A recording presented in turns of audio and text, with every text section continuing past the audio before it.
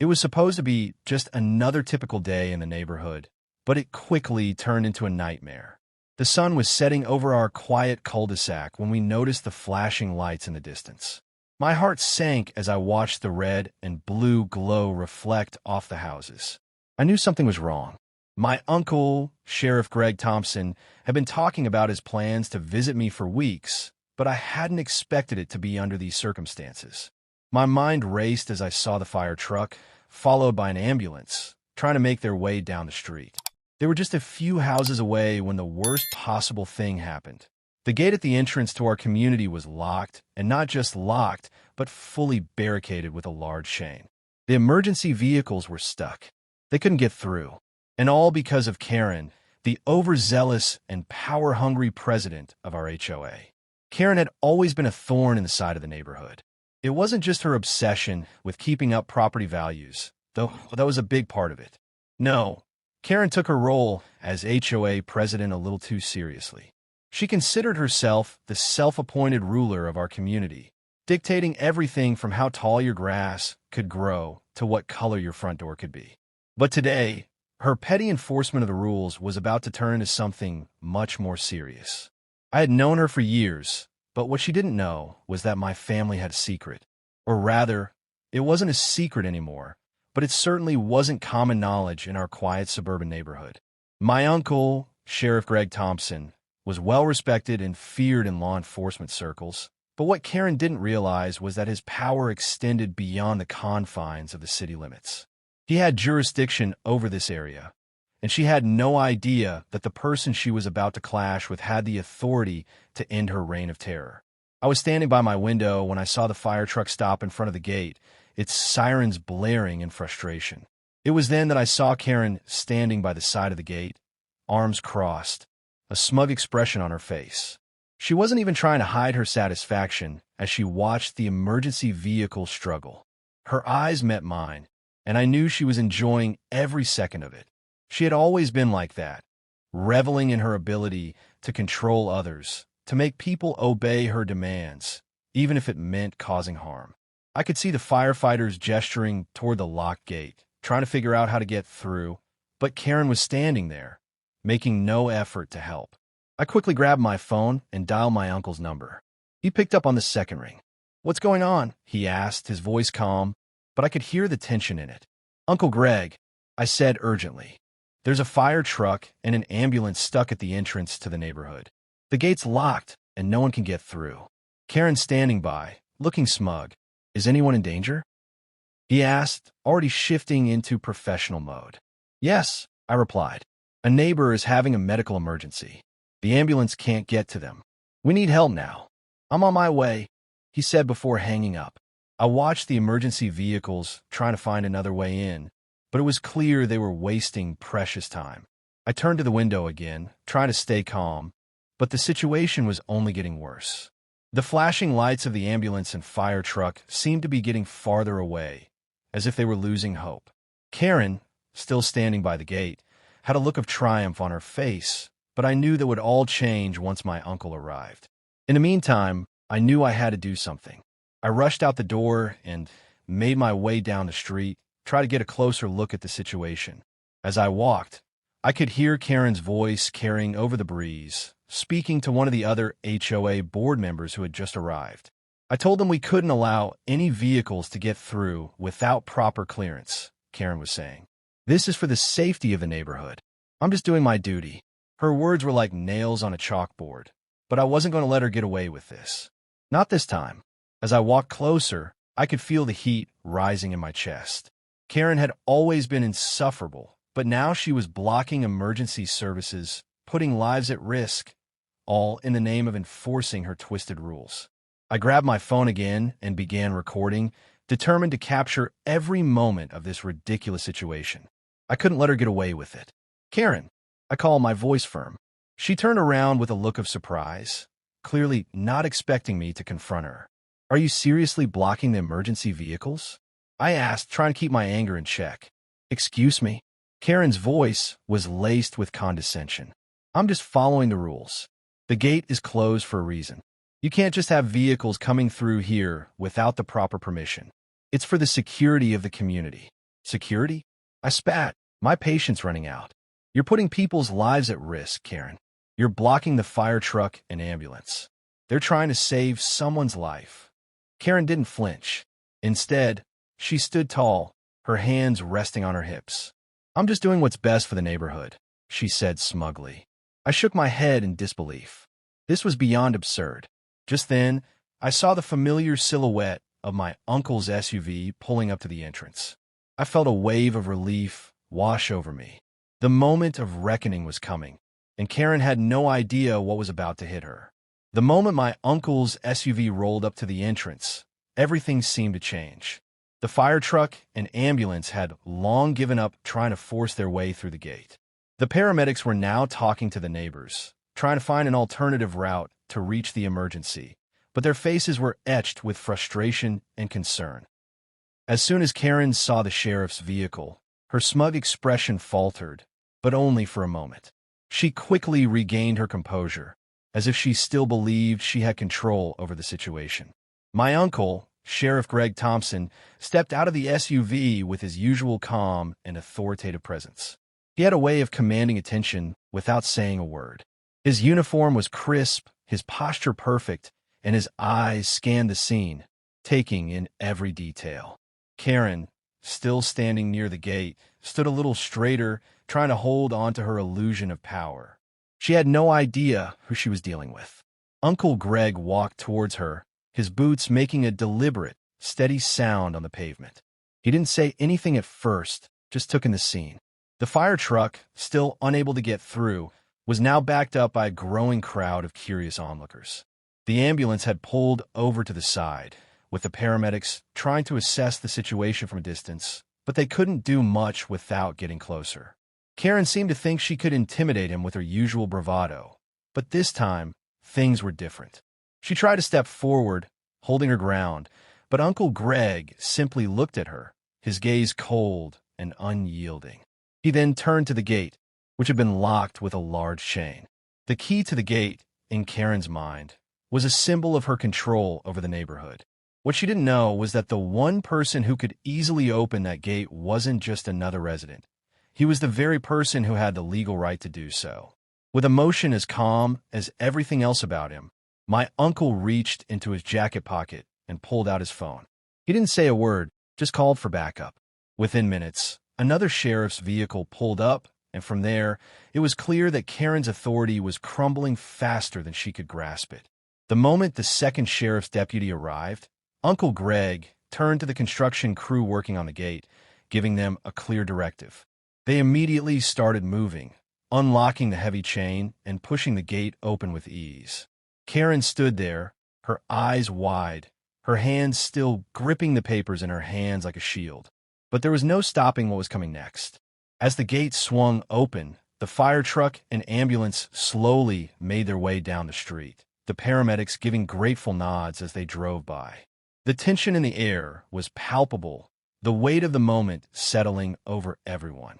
Karen had thought that by blocking the gate, she was upholding her authority, but in reality, she had been trying to protect her own selfish desires. She didn't care about the safety of the community, the people in need, or even the laws that govern her position. She cared about power, her power, and for the first time, that power had been stripped away in front of the entire neighborhood. Uncle Greg didn't waste any time. He stepped forward and addressed Karen, his voice calm but firm. He made it clear that her actions were not just an inconvenience. They were a violation of the law. The sheriff's department had jurisdiction over this area, and she had no right to block emergency services, regardless of any so-called HOA rules she claimed to uphold. The rules of the community did not supersede the safety and well-being of its residents, and Karen's attempts to enforce her own agenda had just come to an end. What she didn't know, however, was that her troubles were only beginning. The neighbors, who had been watching the scene unfold from their windows and porches, began to murmur among themselves. It didn't take long before word spread about what had happened. The once silent residents of our neighborhood, who had grown used to Karen's petty rules and regulations, were starting to take notice. They were beginning to see that she wasn't just a nuisance. She was a dangerous force that would stop at nothing to maintain her grip on the community. But more than that, they were starting to realize that they didn't have to live in fear of her anymore. The power had shifted, and it was only a matter of time before she realized it. Uncle Greg, never one to make a scene unnecessarily, simply turned to me and nodded. His message was clear. It was time to deal with Karen, and not in the way she was used to. He had the authority to stop her, and he wasn't going to let her get away with this. As the emergency vehicles continued on their way, I saw the fire truck pull up to the house at the end of the block. I could only hope that they were in time. My thoughts drifted back to the scene at the gate. This wasn't just about a single act of defiance. It was about the kind of person Karen was, and the kind of people we needed to stand up to.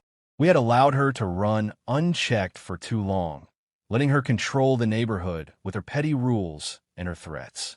But now, things were changing, and it was only a matter of time before Karen would learn that the people she had wronged were no longer afraid to fight back. As Uncle Greg walked back to his vehicle, I could see that his mind was already working, formulating the next steps. He wasn't just going to let Karen get away with this. There would be consequences. I could feel it in the air. Something big was about to happen, and Karen would soon realize that her reign of terror was over. The following morning, the neighborhood felt different. It was as if the balance of power had shifted overnight, and now everyone could sense it. The event with Karen blocking the gate had stirred something in the community, something that had been simmering beneath the surface for years. Neighbors who had once kept their heads down, afraid of stepping out of line under Karen's rule, were starting to come together. The scene at the gate had opened their eyes to the reality of what was happening around them, and most were shocked at how far Karen had gone this time. No longer was she just the HOA president enforcing trivial rules about lawn height and mailbox colors. Now, she had crossed a line, risking lives for the sake of her own inflated sense of control. And she hadn't just angered a few residents. She had angered the wrong person. My uncle's involvement had been a wake-up call for everyone. The sheriff didn't just represent authority in this town. He represented fairness, justice, and the kind of leadership that was willing to stand up to bullies. By the afternoon, the neighborhood was buzzing with talk. The tension in the air hadn't settled. It had only grown. Karen was no longer a mere inconvenience. She was the antagonist in a story that was unfolding in real time. People began to take action. One by one, neighbors started to come forward, speaking about their own experiences with Karen and her increasingly erratic behavior. The couple across the street, who had been too intimidated to speak out before, shared how Karen had fined them for installing a wheelchair ramp for their daughter without approval. The Johnsons, who had lived here for over 20 years, talked about how Karen had made them tear down their garden because it didn't meet her aesthetic standards. Even Mr. Rodriguez, the quiet widower down the block, revealed how Karen had once threatened to report him for having an extra car parked in his driveway, despite him being an active member of the local Veterans Association. No one had dared to speak up before, but now, with the sheriff involved, it seemed like the floodgates had opened. The real turning point came when I received a call from one of the neighbors, Mrs. Clark, who had been one of Karen's biggest supporters during her reign.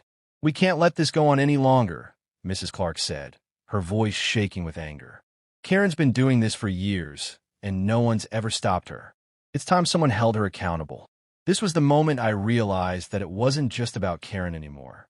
It was about what her actions represented, the kind of unchecked power that had run rampant through the neighborhood. It was about the culture she had fostered, where neighbors were afraid to stand up for themselves, and even more afraid to stand up to her. But that was about to change. My uncle had already started gathering information. He didn't just want to stop Karen from blocking emergency services. He wanted to take a long, hard look at everything she had done as HOA president. He wasn't the kind of man who let things slide, especially when they affected people's lives. He began digging into the HOA's records, carefully going through every decision Karen had made during her time in charge. It didn't take long for the pieces to fall into place.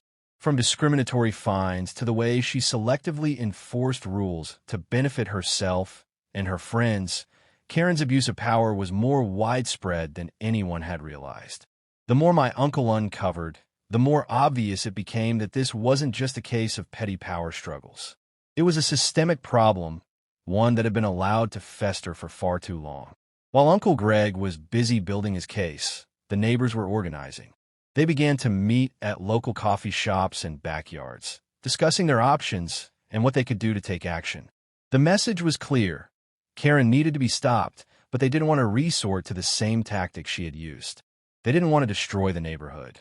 They wanted to rebuild it, to create a sense of unity and support that had been missing for so long. It wasn't just about removing Karen from power. It was about bringing the community back together. I couldn't help but feel a sense of hope. For the first time in years, the people who had lived in this neighborhood were starting to see each other as allies instead of strangers. They were talking to one another, sharing stories of the times Karen had threatened them, manipulated the rules, and made them feel small. There was power in that shared experience, and it was clear that something big was about to happen. Then, as if things couldn't get more intense, the local news stations caught wind of the story. It wasn't just about a blocked gate anymore. It was about the abuse of power by a community leader. My uncle's involvement had sparked curiosity, and soon the entire neighborhood was thrust into the spotlight. News vans began arriving, cameras rolling, eager to capture every detail. The story was gaining traction, and people from outside our community were starting to take notice. Karen's control over the neighborhood was crumbling, and she had no idea how quickly it was all slipping away. The tipping point came when the local news reported that my uncle had found multiple violations in Karen's actions as HOA president. From illegally enforced fines to the lack of transparency in the HOA's financial records, it was clear that Karen had been running a one-woman dictatorship, and she had to answer for her actions. The moment the news broadcasted the story, Karen's smugness disappeared. She had been so confident in her position, but now, as the camera crews started showing up at her door, her world began to unravel. The support she had once received from a few loyal residents began to dwindle as they, too, realized they had been complicit in allowing her to get away with so much. It wasn't long before my uncle made his move. Armed with the facts and with the full backing of the community, he issued a formal notice to the HOA board. Karen's reign was officially over. What followed was the kind of public spectacle she never expected. She wasn't just being removed from her position. She was facing serious legal consequences. The once feared HOA president was now being investigated for everything from financial misconduct to violating residents' rights. And the neighborhood that had been under her thumb for so long was finally starting to breathe again. As Karen's empire crumbled, the real work began. Neighbors, once divided, now came together to form a new HOA, a community-run organization that was transparent, inclusive, and, most importantly, fair. The transformation was nothing short of remarkable. It wasn't just, the following weeks were nothing short of a whirlwind. The legal actions against Karen and the HOA were moving forward, but the real change was happening on the ground, in the neighborhood itself. People who had once been afraid to speak out against Karen were now standing tall, sharing their stories, and actively participating in rebuilding the community. The local news coverage of Karen's fall from power had sparked a larger conversation about the importance of fair governance and how the actions of a single person could affect the lives of so many. Neighbors who had lived side by side for years without truly knowing each other were now engaging in meaningful conversations, supporting each other in ways they never had before. The change was palpable. Where once there had been division, there was now a sense of solidarity. People were coming together not just to fight back against the injustices they had faced, but to create something better for future generations. In the midst of all this, my uncle had become a hero of sorts. His calm, methodical approach to handling the situation had inspired many in the community. He wasn't just the sheriff anymore. He was a symbol of fairness and integrity, a man who stood up for what was right no matter the cost. His involvement in exposing Karen's corruption had given the residents a new sense of confidence. They saw that they didn't have to tolerate abuse of power, that they had the strength to make change when they worked together. The legal process continued to unfold, with Karen facing a series of investigations into her actions as HOA president. The violations were piling up, and it was becoming clear that her days of manipulating the community for her own gain were over. As the weeks went by, the neighborhood began to undergo a physical transformation as well. The HOA, now restructured and community-run, began working on projects that benefited everyone. They started by addressing the issues Karen had ignored, such as ensuring that all homes had accessible ramps for residents with disabilities and making sure that everyone had the resources they needed to maintain their homes without fear of unnecessary fines. There was a renewed sense of pride in the community. People started taking better care of their properties, not out of fear of Karen's rules, but because they genuinely cared about their neighbors and the space they shared. The sense of ownership over the neighborhood was now collective, and everyone was invested in making it a better place to live. But the real victory came when the new HOA board, composed of people who had once been too intimidated to challenge Karen, announced their first community event. It was a celebration, a day where everyone could come together, share food, and connect. The event was more than just a party. It was a statement.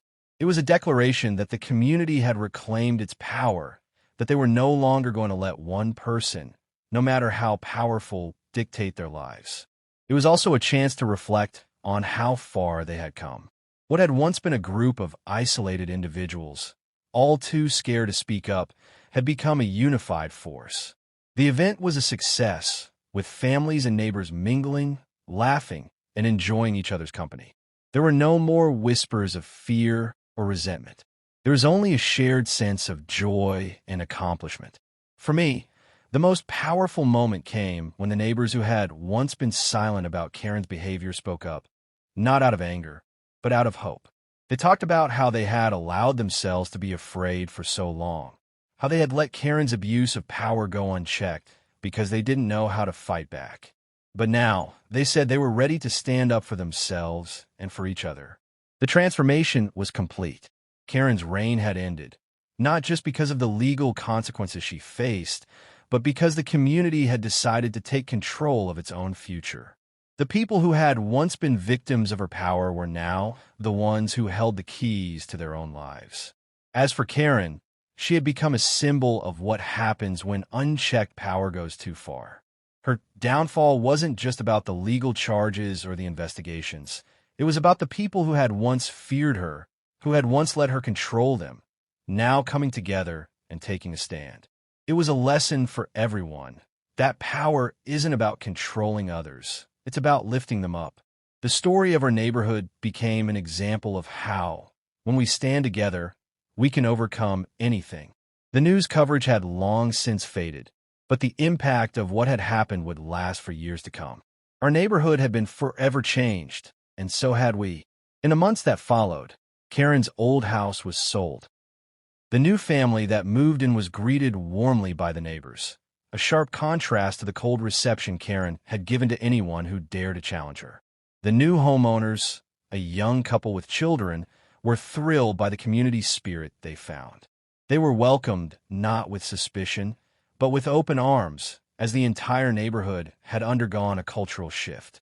People were kinder, more understanding, and, most importantly, more aware of their collective power. And as I stood in front of my own house, watching the kids play in the yard and the neighbors chatting by their fences, I couldn't help but feel a deep sense of pride. We had taken a stand, and together, we had created something better. What had started as a simple act of defiance had sparked a revolution of kindness, unity, and justice. It wasn't just about Karen anymore. It was about all of us. As the months passed, the changes in the neighborhood continued to unfold. The new HOA board had truly transformed the community. It was no longer a place where fear of fines and arbitrary rules hung over everyone's head, but a place where people genuinely cared for one another. The air was different, lighter, more relaxed. Gone were the days when Karen's heavy-handed control and constant threats kept the residents in line. Now, the community was governed by mutual respect, with a focus on inclusivity and fairness. The new rules were simple. Treat your neighbors with respect, follow the laws, and make sure everyone had what they needed to feel safe and comfortable in their own homes. There were no more petty power struggles, no more drama. People began to trust each other, and in doing so, trust in the system that had been put in place. The change wasn't just social, it was also tangible. New neighborhood initiatives, such as a community garden, accessible pathways for the elderly and disabled, and shared outdoor spaces, became a priority. The HOA, instead of collecting fines, now organized volunteer days where neighbors could come together to help each other with home repairs, yard work, and simple tasks that made the neighborhood more inviting. People didn't just take pride in their own homes anymore. They took pride in the entire community. The bond between residents had deepened, and the atmosphere had shifted from one of isolation to one of cooperation and mutual support. It felt like a family, with everyone contributing to make the neighborhood the best it could be. And then, one day, the unexpected happened. The HOA, which had once been a symbol of oppression under Karen's rule, was now a shining example of what true community leadership could look like. The new board members decided to take things a step further. They partnered with local organizations that help provide resources for families in need, launched a scholarship fund for students in the community, and set up a program for the elderly to get assistance with transportation. The neighborhood had become more than just a collection of houses. It was a thriving, inclusive community that was constantly evolving and growing together. The ripple effects of Karen's downfall were evident not only in our neighborhood, but in surrounding areas as well. Word had spread about the transformation we had undergone, and other communities began to reach out, asking how they could replicate our success. The story of how a neighborhood stood up against an overbearing HOA president and turned their community around became a beacon of hope for others. The transformation wasn't limited to just community improvements or new programs. It had touched everyone on a personal level. People were more connected, more aware of the needs of those around them, and more willing to lend a helping hand. There were fewer complaints about neighbors' lawns or paint colors and more focus on how to make the streets safer for kids to play and how to ensure the elderly were taken care of. The whole dynamic had shifted from a rigid, rule-bound existence to a fluid, adaptable environment where compassion and understanding were at the forefront. It wasn't always easy. There were disagreements along the way, but now, instead of hiding behind petty rules and fear of retribution, people worked together to find solutions. It was a new way of living, a new way of being a community, and it was working. As for Karen, she had disappeared from the neighborhood after the legal consequences of her actions caught up with her. Her reign of terror was over, and the neighborhood was better for it. The new residents who moved into her house had nothing to do with the past, and they quickly became part of the revitalized community. They joined in the neighborhood cleanup days, participated in the new community initiatives, and embraced the values that had reshaped the entire area. Their children played freely in the yards, not afraid of receiving fines for something as trivial as too many toys in the driveway. For them, the neighborhood was a safe and welcoming place, and they had the community to thank for that. Over the next year, the changes continued. The community had grown stronger, more united, and more compassionate than ever before. The sense of pride everyone felt in the neighborhood was something palpable. We were no longer just a group of residents living in the same area. We were a collective force, committed to making our lives better and to helping one another in ways we never had before. The once divided group of neighbors had become a model for others to follow. And as I watched families, young and old, gathering together for block parties, gardening projects, and even just sharing a moment of conversation over the fence, I realized that the true victory wasn't just in removing Karen from power. It was in the way we had all come together, taken back control, and built something that would last for generations. Our story had spread far beyond our small neighborhood, and it had become an example of resilience, justice, and the power of community. It wasn't just about standing up to a single person anymore. It was about standing up to a system of control that had held people back for too long. We had learned the hard way that when a community is unified, there's no force powerful enough to break it. And what started as a simple act of defiance, challenging an unjust rule, had evolved into a movement that would leave a lasting impact. The neighborhood that Karen had once ruled with an iron fist was now a place of hope, change, and solidarity. And the best part? This was just the beginning. With the lessons we had learned, the strength we had found in each other, and the new systems in place, we knew that our community would continue to thrive long after Karen's name had been forgotten.